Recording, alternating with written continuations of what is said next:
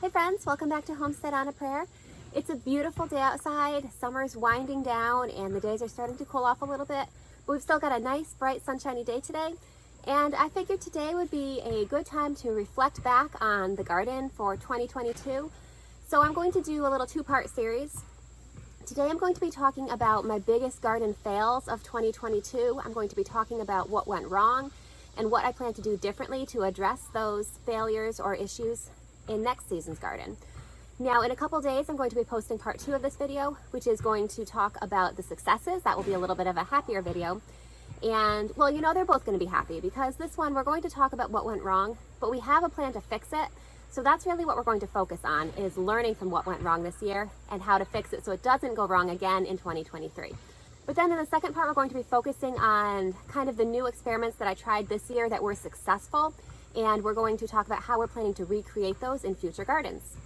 So let's dive right into my top 7 failures of the 2022 garden.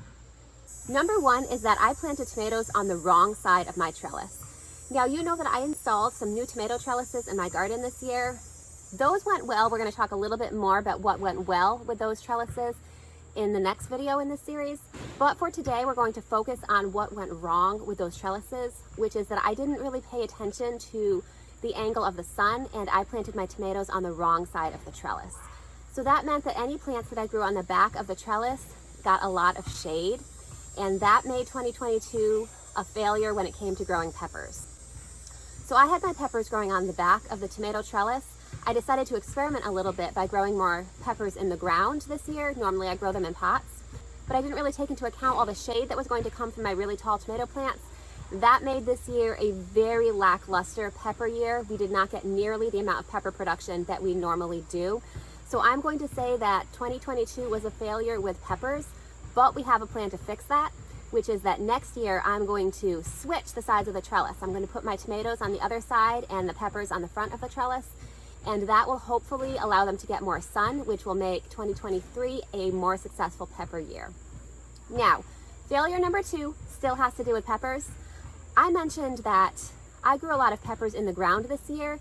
In the past, I've really grown pretty much all my peppers in pots on the deck. When I first started growing peppers, I kind of played around with growing them in the ground and growing them in pots. And I found that far and away, they were more successful grown in pots on the deck. Peppers make excellent container plants, so that is great news for someone who's limited on space or somebody who maybe doesn't have space in their yard for an in-ground garden and has to focus only on container growing. Peppers are a great plant to grow in pots, but I can only fit so many pots on my deck, and buying soil for those pots gets expensive. And I wanted to expand the amount of peppers that I was growing this year. I wanted to just really branch out and try more varieties. So I decided to try some in the ground this year, and it wasn't super successful. As I said, I think a lot of that. Now I just want to mention here, I just want to have a little aside. You can probably hear basketball noises in the background. My kids are outside enjoying this nice day too. They're playing basketball. So I'm not sure how much those noises are going to carry through, but hey, this is real life, so you get to hear what's really going on in my life. Anyway, so back to the peppers. Now, I'm glad that I tried growing peppers in the ground, and honestly, I probably will try that again next year, but I'm going to go about it a little bit differently. And another thing that I'm going to do is I am going to grow a lot more peppers on my deck. While I will continue to experiment with growing peppers in the ground, I think I'm going to go back to growing the majority of peppers in pots on my deck. So that hopefully will also contribute to 2023 being a successful pepper year. Failure number 3 in the 2022 garden was that I started the seeds for my companion plants way too early. Now I like to start a lot of seeds inside early. I also like to grow a lot of companion plants for my vegetables. I grow lots of flowers. I like to grow zinnias and cosmos and nasturtiums and marigolds.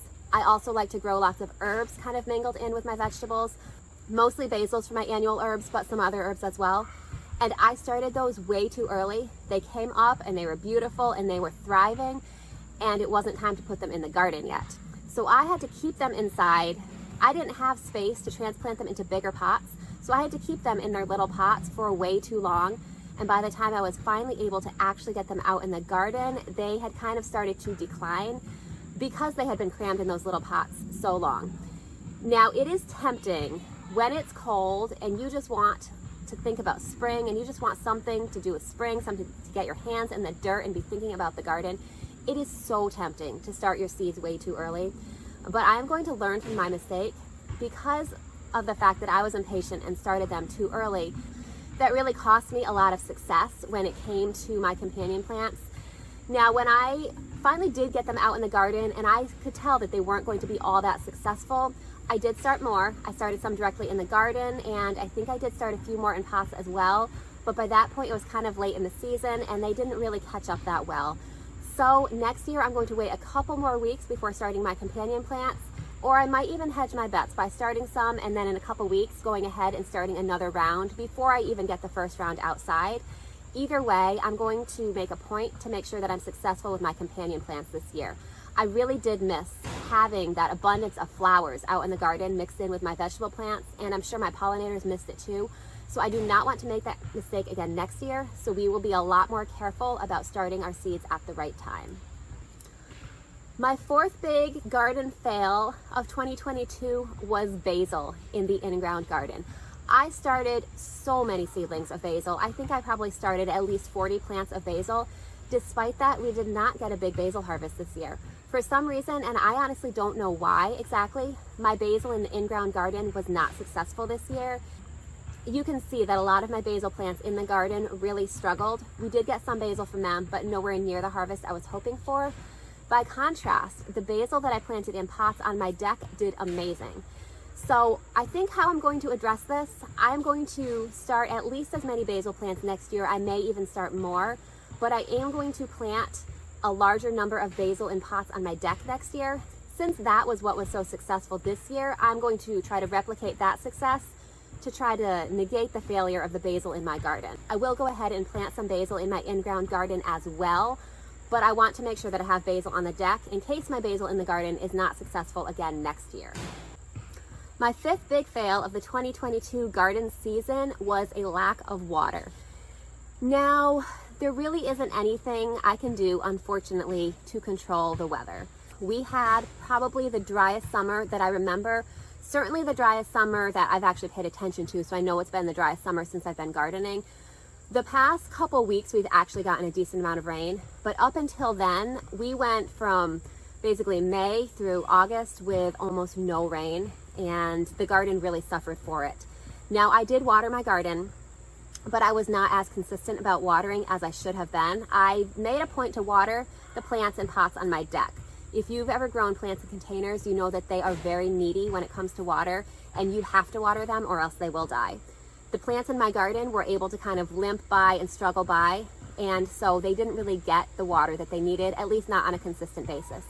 So what I am hoping to do, I'm not 100% sure that this is going to be possible for next year, but I will do it soon, and I'm hoping to get it done next year, is to install drip irrigation in my garden.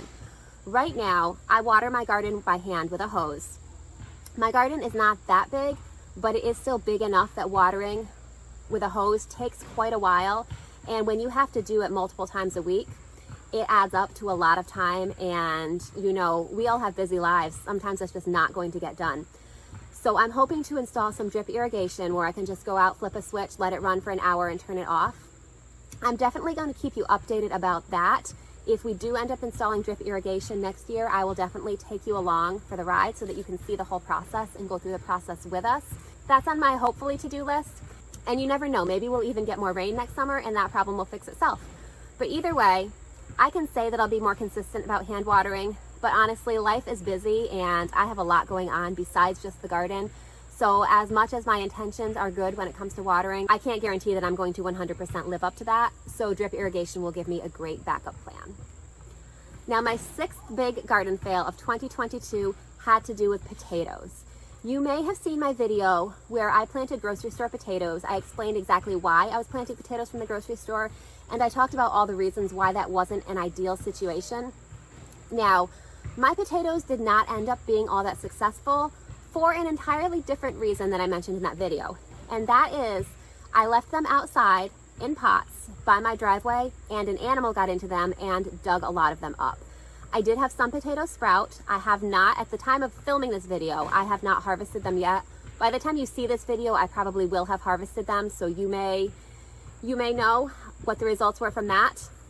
But at the time that I'm sitting here filming this, I have not harvested them yet, so I'm not sure how successful those potatoes will be. But I know that with the loss of some of my potato plants, they will not be as successful as they could have been. So what I'm going to do next year, if I plant potatoes in pots again, I'm going to take some sort of precaution to protect them from creatures. I'm going to either put them in a better place. Maybe I'll move the pots to my deck where animals won't be able to get to them as easily. What I did end up doing when I saw that some of the potatoes had been dug up was covering the rest of the pots with hardware cloth to give the rest of the potatoes a little bit of a fighting chance. So if I opt to keep my potatoes in pots down by my driveway again next year, I will do that from the very beginning. I'll make sure to cover them with hardware cloth or some sort of barrier just to protect them from any animals that may want to dig them up. So my 7th and final big fail of the 2022 garden season that I'm going to talk about today was harvesting herbs. Now I have a lot of perennial herbs that grow in my garden. I have mint, I have both peppermint and spearmint, I have thyme, I have sage, I have oregano, I have chives, I have lots of those herbs. Those are perennials, they come back every year. And to get the best harvest with a lot of those plants, you really want to harvest them before they start to flower. And what I really should have done with harvesting those herbs was to harvest them early in the spring, cut them down, do one big harvest, let them regrow, and then do multiple successive harvests throughout the season. I did not do that. I really only got one big harvest off of each of them, and now they're all flowering. I could still harvest them, but they're not going to have the best and most potent flavor that they would if I harvested them earlier. So I am saying, and please hold me to this, I am saying that next year I'm going to start harvesting earlier in the season, and I'm going to harvest more consistently so that I can get a better and bigger harvest out of all those herbs. Now, when you have perennial herbs in your garden, they can really work for you. Those are great plants that are easy to plant.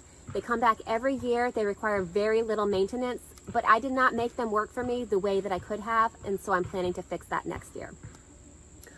So I hope that this video is helpful for you, or at least entertaining for you, to see just the things in my garden that did not go right this year. And while this is kind of a fail video, I want to say it's a positive video too, because I'm not really considering these failures. I'm considering them learning experiences, and I am going to learn from them, and I'm going to do what I can to prevent those failures from happening again next year. And hopefully next year my video of failures will be shorter and my video of successes will be longer. So I hope that you're having a great gardening season. I hope that you had lots of success, and I hope that anything that went wrong, that you're not going to see it as a failure, but you're going to see it as an opportunity to improve in the future. So let me know in the comments below, what were your biggest fails of 2022? And more importantly, what do you plan to do differently in 2023 to prevent those happening again? I would love to get some tips from you, and I hope that you learned something from my tips as well. All right, so I hope you're having a great day. I hope you had an amazing garden season in 2022. Definitely check back in a couple days to see my part 2 of this series, to see what was most successful in my 2022 garden, and I will talk to you soon. Bye guys, see you next time.